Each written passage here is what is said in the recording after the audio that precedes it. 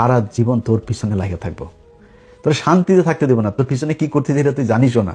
দেখবি খুব বেশি দিন না, অল্প কয়েকদিনের মধ্যে দেখবি সারা দেশের মানুষ দেখবে। বাংলাদেশে এখন তারেক রহমানের জাদু, এই প্রতারক ভণ্ড, এদের কাছে কি বাংলাদেশ নিরাপদ? এরা নাকি বাংলাদেশে ক্ষমতায় যাবে, এরা নাকি রাষ্ট্র পরিচালনার স্বপ্ন দেখে ফেসবুকে সরকার গঠন করেছিল। বাংলাদেশের মাননীয় প্রধানমন্ত্রী আমাদের জন্য গর্বের এবং আল্লাহর পক্ষ থেকে আশীর্বাদ। জামাতের মতো একটা শক্তিশালী রাজনৈতিক দল ছাড়া এই আন্দোলনকে কখনোই সফল করা সম্ভব হতো না।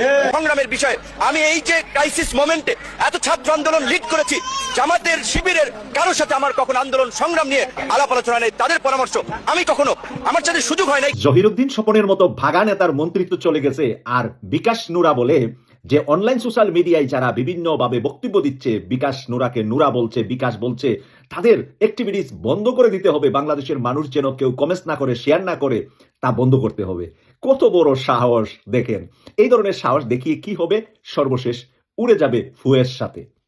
এবার ভিপি নূরকে মোটামুটি সাইজ করার মতো একটা কঠিন বার্তা দিয়েছেন জামাত ইসলামের এমপি, ইসলামী ছাত্র শিবিরের সাবেক কেন্দ্রীয় সভাপতি, ঢাকা মহানগর দক্ষিণ জামাত ইসলামীর সেক্রেটারি জেনারেল, জামাত ইসলামের কেন্দ্রীয় নির্বাহী পরিষদ সদস্য জনাব ডক্টর শফিকুল ইসলাম মাসুদ। আপনারা জানেন শফিকুল ইসলাম মাসুদ মানে হিট। শফিকুল ইসলাম মাসুদরা যা বলেন তা করেন। বাংলা এডিশন নামে একটা পত্রিকা ছিল অনলাইন, যেটা চেয়ারম্যান ছিল আমাদের ইলিয়াস হোসেন সাহেব, সেটাও কিন্তু নিষিদ্ধ করা হয়েছিল। আজকে কিন্তু সেটা নিবন্ধন দেওয়া হয়েছে। ধন্যবাদ জানাইতে চাই বিএনপি সরকারকে। হ্যাঁ, এটা নিবন্ধন আজকে দেওয়া হয়েছে। বাংলা এডিশন নিবন্ধন পাওয়াতে মন থেকে খুশি হয়েছি, কিন্তু মন থেকে কে খুশি হবে না? নিশ্চয়ই ভিপি নূর সাহেব খুশি হইতে পারবে না, কারণ ইলিয়াস হোসেনের সাথে তার যুদ্ধ হয়ে গেছে। সে ইলিয়াস হোসেনকে দেখা নিবে, তার সঙ্গে দেখা নিবে ছাত্র শিবিরকে, তার সঙ্গে দেখা নিবে জামাত ইসলামকে। এদেরকে নিষিদ্ধ করতে হবে। এই কথাগুলা কারা বলতো? জামাত ইসলামের নিষিদ্ধ কারা চাইতো? আওয়ামী লীগ চাইতো এবং ভারত চাইতো। আজকে সেই ভারতের বয়ান কেন ভিপি নূরের কণ্ঠে? এটা কিন্তু বিরাট একটা বড় প্রশ্ন। সরকারে থাকা বিরোধী দলের যে বিরোধী দল নির্বাচন করে এই সংসদে গেছে, তাদেরকে নিষিদ্ধ করতে হবে। নিষিদ্ধ করতে পারবেন কিনা জানি না, তবে তাদেরকে নিষিদ্ধ করার কথা বলে একজন কিন্তু দিল্লিতে চলে গেছে। আপনি কোথায় যাবেন একটু চিন্তা করেন। আপনার এই ধরনের কথা বলা মোটেও উচিত হচ্ছে না। দেশের ভিতরে বিরল ও নির্লজ্জ প্রাণী আছে তিনটা। এক হলো বিকাশ নূর, দুই হলো আমতারেক, আর নতুন একটা আমদানি হয়েছে রাশেদ। জামাত চায় সরকার নির্বিঘ্নে অন্তত আগামী 2-3 বছর দেশ চালাক। এতে তারা ভিতরে ভিতরে কাজ করে যাবে নিজেদের গোছাতে একেবারে। এবং যেহেতু বিএনপি আওয়ামী লীগের মতো বর্জুয়া দল, তারা নিজেদেরকে ওইভাবে গুছাতেও পারে না, ওইভাবে ম্যানেজও করতে পারে না। এই পুরো সুবিধাটা জামাত নেবে, নিয়ে এইবার 77 পরে 177 যাবে। এটা হচ্ছে তাদের লক্ষ্য। এবং এখানে আমি কোনো অন্যায় দেখি না, একটা পলিটিক্যাল পার্টির স্ট্র্যাটেজি থাকবেই। রাশেদ খান নামে একটা লোক আছে না, এটা কাবিলের বেতাত্তা। একই মুখে দুই কথা বলে। একে আপনাদের এলাকায় বা আপনাদের ভাষায় আপনারা কি বলেন একটু কমেন্ট বক্সে জানাবেন। নাসির ভাই আমরা এইটা বলি। দর্শক এই জন্য কথা বলছি, আপনারা ভিডিওর শুরুতেই ছোট্ট ছোট্ট কিছু ক্লিপস দেখেছেন না, ভিডিওর ছোট্ট ছোট অংশগুলো। তো সেখানে আপনারা বর্তমান যাদেরকে নিয়ে খুবই আলোচনা সমালোচনা হচ্ছে, সরকারি দলীয় দুইজন নেতা বা একজন মন্ত্রী, একজন সচিব, ভিপি নুরুল হক নূর প্রতিমন্ত্রী এবং সচিব হলো রাশেদ খান, যাকে সবাই দালাল নামে চেনে। যাই হোক, সেটা আমি বলবো না। তো তাদের কিছু বক্তব্য আমি শুরুতে দিয়ে দিছি। রাশেদ খান এক সময় বক্তব্য দিছিল, জনাব তারেক রহমান তিনি যখন লন্ডনে ছিল ওই সময় একটা বক্তব্য দিছিল এই রাশেদ খান, এবং বক্তব্যের ভিতরে বিএনপির বর্তমান যিনি সরকার জনাব তারেক রহমান, তাকে কটূক্তি করে কথা বলছিল। কি বলছিল আপনারা সেটা ভিডিও শুরুতেই শুনছেন, তাই না? ওটা আর বলতে চাচ্ছি না। আর বর্তমানে সেই একই লোক একই মুখ দিয়া একই ব্যক্তিকে নিয়ে আবার নতুন একটা কথা বলছে, সেটাও আপনারা শুনছেন। একটা জিনিস বলতে চাই ভাই, একই মুখে দুই রকমের ভাষা কত বড় ভয়ঙ্কর কালসাপ হতে পারে একটু ভেবে দেখেন ভাই। ওই যে জামাতের আমি ডাক্তার শফিকুর রহমান বলছি না যে দুধ কলা দিয়ে কালসাপ পুষেন না জনাব তারেক রহমান, তো হয়তো কালসাপই পুষতেছে বর্তমান সরকার। সরকার হওয়ার আগে জনাব তারেক রহমানকে যে ধিক্কার জানিয়ে কটূক্তি করেছে, বাজে ভাষায় গালিগালাজ করেছে, এখন আবার তারে মনে করেন রহমতের নূর ভাবতেছে। বোঝেন এরা কত বড় শয়তান এই রাশেদ খান। আচ্ছা, দ্বিতীয় এবার আসুন বিকাশ নূর নামে পরিচিত যিনি, এখন তাকে আর বিকাশ নূর আসলে না বলাই ভালো, যেহেতু তিনি একজন প্রতিমন্ত্রী। তো আমাদের এই মন্ত্রী সাহেব একসময় জামাত ইসলামকে উদ্দেশ্য করে, জামাত শিবিরকে উদ্দেশ্য করে কিছু কথা বলেছিল, যে জামাত ইসলামকে উদ্দেশ্য করে এমন কথা বলছিল যে জামাত শিবির ছাড়া, জামাত ইসলাম ছাড়া এই যে আন্দোলন হলো 24-এর আন্দোলন, শেখ হাসিনাকে তাড়ানোর আন্দোলন, এটা সফল হতো না যদি জামাত ইসলাম জামাত শিবির সাথে না থাকতো। এটা বলছিল বিএনপি সরকার ক্ষমতায় আসার আগে। যখন বিএনপি সরকার ক্ষমতায় আসলো, তাদের সাথে জোট করে নুরুল হক নূরও ক্ষমতায় আসলো, গণ অধিকার পরিষদের প্রধান নেতা। ক্ষমতায় আসার পরে তিনি কি হলেন? প্রতিমন্ত্রী হলেন। আর এখন তার বক্তব্য যে জামাত ইসলামের কারোর সাথে তার কোনো পরামর্শ হয়নি। ওই সময় জামাত ইসলাম কই মাঠে ছিল না, জামাত শিবির মাঠে ছিল না। তো এই তো ভাই দুই মুখো সাপ, মনে করেন যেদিকে যাই সেদিকেই ফানা তলে। বেলেট আছে না, বেলেট দুই দিকে ধার থাকে, ডানেও ধার থাকে বামেও ধার থাকে, দুই দিক দিয়েই কিন্তু শেপ করা যায়, তাই না? এই নুরুল হক নূর তিনি ওই আপনার কি বলে গণ অধিকার পরিষদের প্রধান নেতা। দ্বিতীয় নেতা হলো এই রাশেদ খান, একই গ্রুপের একই দলের। এদের নামে মোটামুটি ভালো কিছু মানে অপবাদ আছে যে তারা বিকাশের টাকা নেয়, নগদের টাকা নেয়, এগুলো নিয়ে নেয়, মোটামুটি তারা সুদ দিয়ে এইগুলা ভাবে তারা চলছে আগে। তো এখন যেহেতু মানে বড় বড় মন্ত্রী হয়ে গিয়েছে এবং সচিব হয়ে গিয়েছে, হয়তো তাদের আর আগের মতো কাজ করতে হবে না। কিন্তু যারা একই মুখে দুই রকম কথা বলে, আপনাদের এলাকার ভাষায় আপনারা কি বলেন একটু কমেন্ট বক্সে বলে যাবেন। এটা প্রমাণ সহকারে তো আপনাদেরকে দেখাইছি, আমরা তো আর মিথ্যা বানোয়াট কিছু দেখাইতেছি না বা বানাইছি না। হ্যাঁ, এগুলো কিন্তু এই আইডিয়াও তৈরি করা না, এগুলো আসলে সোশ্যাল মিডিয়ার সামনে ভাই যারা কথা বলে, আমি আজকে যে কথাগুলো বলতেছি সব কথাই কিন্তু ভাই রেকর্ড রয়ে গেছে। আপনারা ইচ্ছা করলে গত 2, 4, 5 বছর আগের ভিডিও কিন্তু আমার তা বের করতে পারবেন, কারণ আমি 7 বছর ধরে এই লাইনে কাজ করি। তার মানে আমি যা বলছি ওইটা তো আর পাল্টানো যাবে না, তাই না? তো এই বিপিনুর সাহেব, তারপর রাশেদ খান সাহেব, এনারা যা যা বলছে সবকিছু কিন্তু রেকর্ড আছে, সবকিছু এখন সোশ্যাল মিডিয়ায় ভাসে।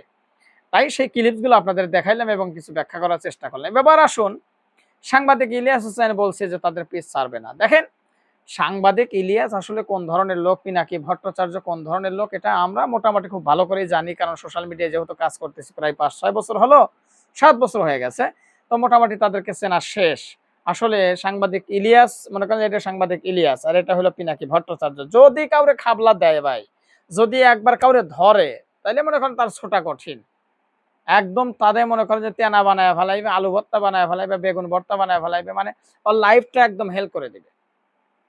এর নাম হলো পিনাকি ভট্টাচার্য এবং সাংবাদিক ইলিয়াস। তো সাংবাদিক ইলিয়াস বর্তমানে ধরছে কারে?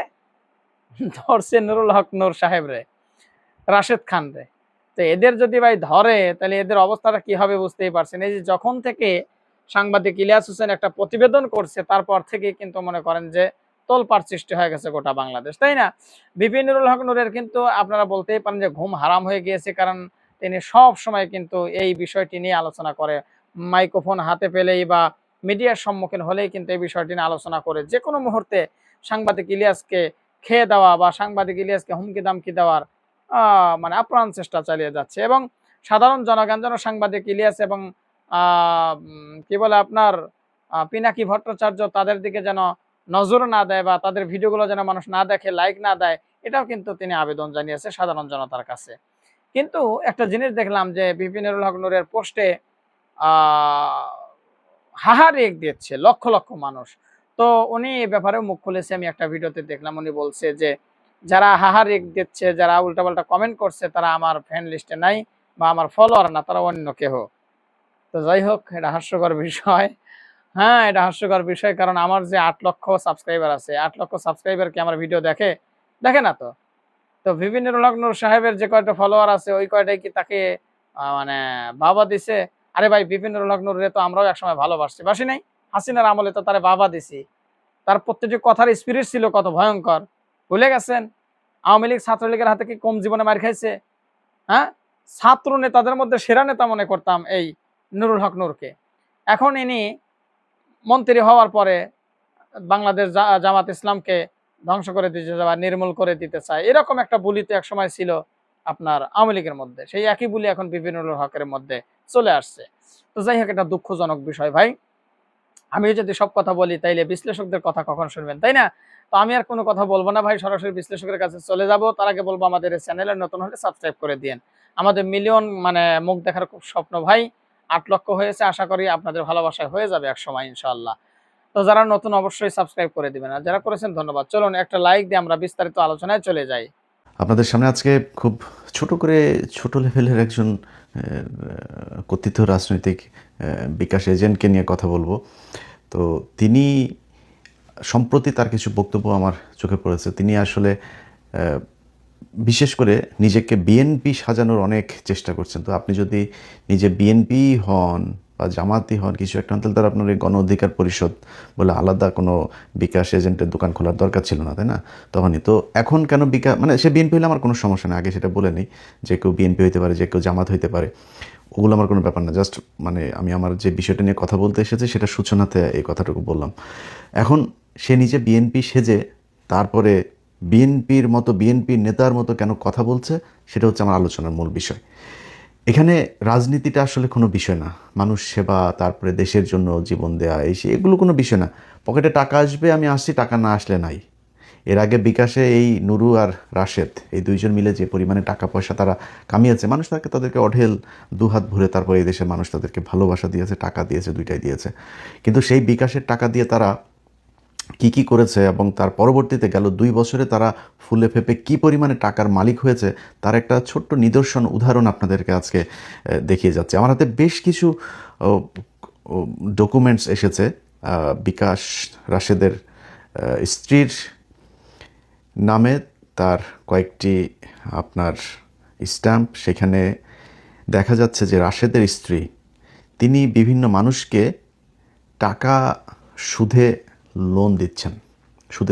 ধরেন এই যে ইউনুস, আওয়ামী লীগের লোকজন তারা ভালোবেসে বলে সুদা নিউজ, না সুদা নিউজ না কি বলে, সুধি নিউজরে ধরেন বাংলাদেশে সে গিয়েছে, বাংলাদেশে সে তো কোনো ভালো জিনিস শিখাই দিয়ে আসে না। ধরেন পৃথিবীর বাইরে বিভিন্ন দেশে কী কী আছে, সুন্দর সুন্দর ট্রাফিক ব্যবস্থা আছে, দুর্নীতিমুক্ত সামাজিক রাষ্ট্র কাঠামো আছে, তারপর আইনের রাষ্ট্রীয় কাঠামো আছে। এই যে এগুলো সে শিখায় নেই, সে বাংলাদেশে গিয়ে সে শিখিয়ে এসেছে হচ্ছে মহিলাদেরকে ন্যাংটা হয়ে রাস্তায় গিয়ে তার করতে হবে, তার অফিসের মেম্বার হইতে হবে, এরপরে তিনি সুদে টাকা দিবেন, সেই সুদের টাকা ফেরত দিতে না পারলে আবার জামাইয়ের লুঙ্গি মুঙ্গি সব খুলে নিয়ে যাবে।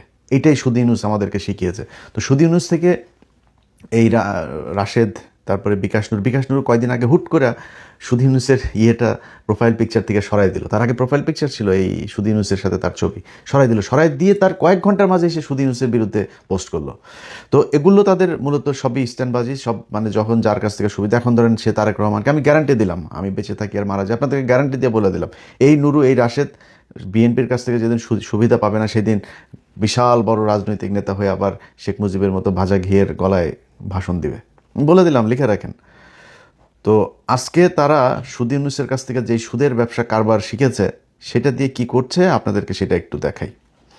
আচ্ছা, আমার কাছে আসা যেই নথিগুলো এসেছে, সেখানে একটা স্ট্যাম্প, সেই স্ট্যাম্পটা 8/3/2025, অর্থাৎ 24-এর পলাতক হাসিনার পালিয়ে যাওয়ার পরে যে টাকা পয়সা কামিয়েছে তারপর থেকেই শুরু করেছে আর কি। আচ্ছা, এখানে প্রথম পক্ষ রাবেয়া আক্তার আলো, পিতা মোহাম্মদ আলম, ঠিকানা 5-3 ক ভাসানটেক, পশ্চিম ভাসানটেক, ঢাকা ক্যান্টনমেন্ট, রাশেদের বাসার ঠিকানা 1206 কাফরুল, ঢাকা উত্তর সিটি কর্পোরেশন, ঢাকা। পেশা ব্যবসা, রাশেদের বোর পেশা ব্যবসা, বুঝছেন তো, কি ব্যবসা করে আল্লাহ জানে। তো ধর্ম ইসলাম, স্বাধীনতা, বাংলাদেশি, ভোটার আইডি কার্ড, ব্লা ব্লা ব্লা ব্লা ব্লা, সেটা না বললাম। এটা প্রথম পক্ষ। দ্বিতীয় পক্ষ হচ্ছে মোসাম্মদ হেলেনা আক্তার নামে একজনকে লোন দিয়েছেন, সুদের টাকা লাগাচ্ছেন, সেখানে শুরু করছেন, দেখেন মানে সুধারু হইল ইমানদার আছে, মহান আল্লাহকে স্মরণ করিয়া এই চুক্তিপত্র আরম্ভ করিতেছি। আমি দ্বিতীয় পক্ষ গ্রহীতা, প্রথম পক্ষ রাবেয়া আক্তার আলো হইতে 5 লক্ষ টাকা ঋণ হিসেবে গ্রহণ করি, তাতে উল্লেখ থাকে দ্বিতীয় পক্ষকে আমি প্রতি মাসে 4% লভ্যাংশ হিসাবে দিব। আচ্ছা, শর্তাবলী, ঋণের টাকা গ্রহণ করে 8/3/2025 তারিখে প্রথম পক্ষ 4% লাভে প্রতি মাসে 20 লাখ। আরে এই শালা ব্যবসা দেখছেন, 5 লাখে প্রতি মাসে 20,000 টাকা করে রাশেদের বউয়ের ব্যবসা। দ্বিতীয় পক্ষ প্রথম পক্ষকে সিকিউরিটির জন্য 1খানা ব্যাংক চেক প্রদান করিবেন, যা প্রথম পক্ষ যে কোনো সময় উত্তোলন করিতে পারিবেন। প্রথম পক্ষে টাকা প্রয়োজন হলে দ্বিতীয় পক্ষকে 3 মাস পূর্বে জানাতে হবে। লভ্যাংশ 4%, 20,000 টাকা প্রতি মাসে দ্বিতীয় পক্ষকে প্রদান করিবেন। যদি কোনো দুর্ঘটনায় দ্বিতীয় পক্ষের মৃত্যু হয়, তার অবর্তমানে চুক্তির সমস্ত টাকা তার ওয়ারিশগণের উপর বর্তাইবে, ও যদি কোনো দুর্ঘটনায় প্রথম পক্ষের মৃত্যু হয় তার অবর্তমানে চুক্তির সমস্ত টাকা তার ওয়ারিশগণ বুঝিয়া পাইবেন। মানে মরার আগে তো সুদ খাবেই, মরার পরে ওর বউ পোলাপান বাচ্চা যারা থাকবে জীবিত এদেরকেও সুদের মধ্যে দিয়া যাইতেছে, ওরা সুদ খায়া তারপরে দোয়া করবে এর জন্য। উপরিক্ত চুক্তির বরখেলাপ হইলে প্রথম পক্ষ রাবে আক্তার আলো চলমান আইন অনুযায়ী আইনগত ব্যবস্থা নেয়ার ক্ষমতা রাখে। তো এখানে আপনাদেরকে আরও কিছু জিনিস দেখানো হলো। এই যে রাশেদের যে আপনার ব্যক্তিগত তথ্য, তো এগুলো সবগুলো সোশ্যাল মিডিয়াতে দেখানো ঠিক না।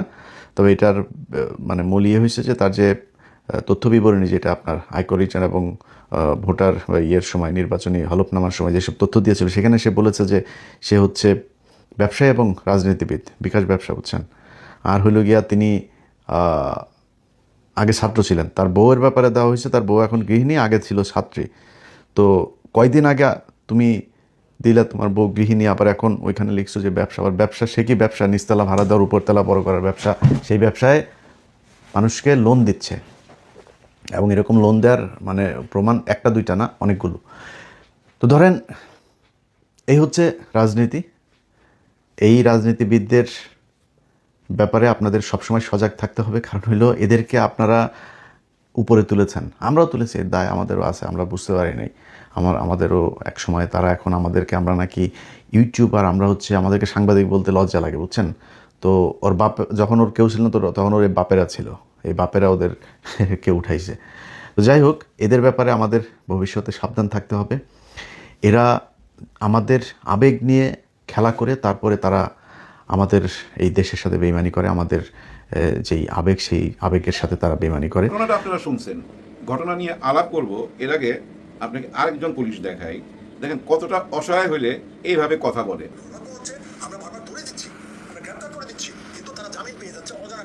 টেলিফোনের আওয়াজ কম, পুরানা ফোন তো, ফোনটা বদলাইতে হবে, আমি মুখে বলি।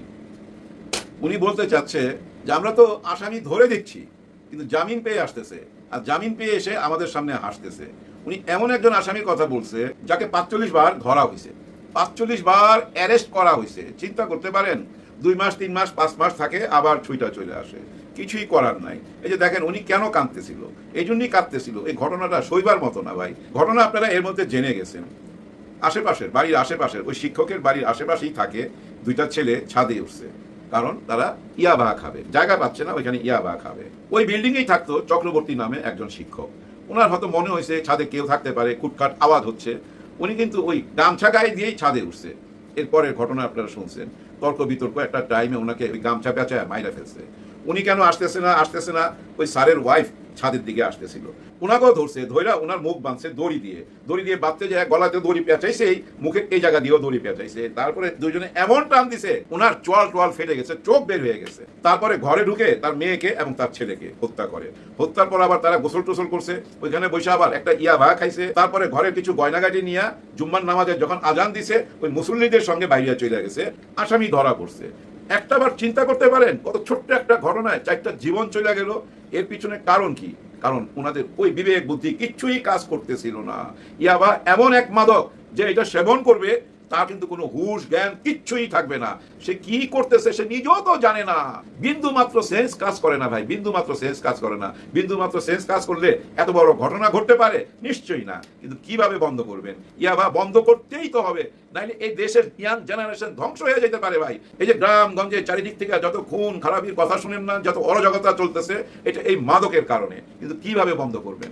এই মাদক নিয়ে যেই ধরা পড়ুক না কেন, দেখবেন ওই আদালত পাড়ায় অনেকেই কালো কোট গায়ে দিয়া দাঁড়ায় রয়েছে, এবং তারা যখনই দেখে পত্র পত্রিকায় এই যে 4 জন ধরা পড়ছে, তারা মনে মনে খুশি হয়, কারণ তাদের মক্কেল তার কাছেই তো আসবে এবং টাকা দিবে, এবং সে আইনি লড়াই মাধ্যমে তাদেরকে আবার বাই করে দিবে। সে আবার যায় ওই একই কাজ করবে।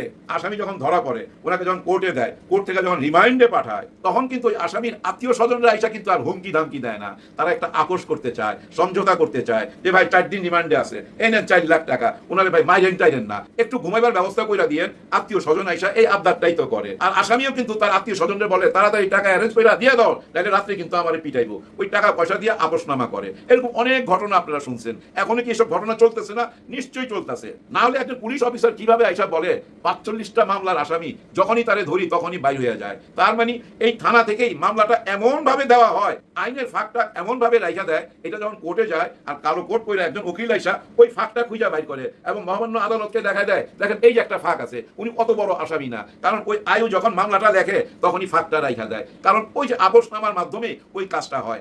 বর্তমানে ভাই এই দেশের সবচেয়ে বড় প্রবলেম আইন শৃঙ্খলা। একেবারেই ঠিক নাই আইন শৃঙ্খলা, যা ইচ্ছা তাই ঘটতেছে।